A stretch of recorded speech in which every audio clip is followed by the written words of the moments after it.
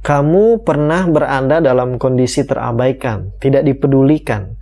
Matius, seorang murid yang dipilih Tuhan Yesus, juga diperlakukan kurang lebih sama oleh lingkungan dan suku di mana dia hidup. Tetapi uniknya, Yesus menaruh perhatian dan kepedulian, bahkan memilih Matius sebagai muridnya secara langsung. Sebenarnya apa yang ada di benak Yesus sehingga melakukan hal tersebut? Bagaimana kita melihat perlunya kehidupan kita sebagai orang percaya, sebagai gereja melakukan hal yang sama pada dunia? Ayo kita simak selengkapnya dalam ulasan video berikut ini.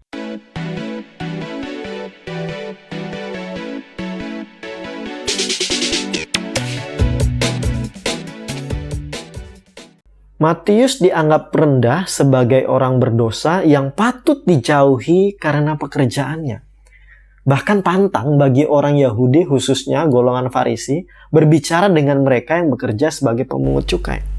Sehingga tidaklah salah cibiran orang Yahudi, ahli-ahli Taurat dari golongan Farisi, berkata, "Mengapa gurumu makan bersama-sama dengan pemungut cukai dan orang berdosa?"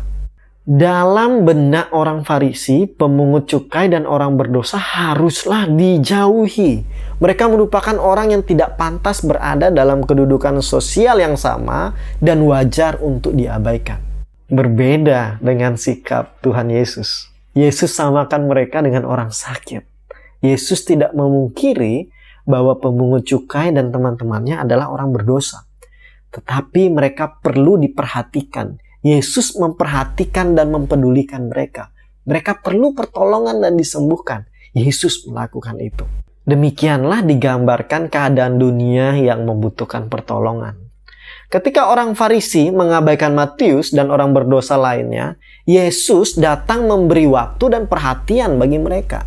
Ketika Matius dan orang berdosa lainnya tidak dipedulikan, dijauhi dan dianggap tidak sejajar dalam strata sosial orang Farisi, Yesus duduk dan makan bersama dengan mereka. John Chrysostom, seorang uskup yang fasih berkhotbah dengan julukan mulut emasnya, bilang begini, Tuhan tidak berkumpul dengan pemungut cukai seolah-olah dia adalah salah satu dari mereka.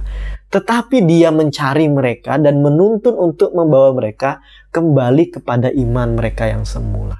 Perlakuan yang demikian adalah perlakuan yang radikal, bertolak belakang dan tidak pernah dijumpai dalam kehidupan di zaman itu.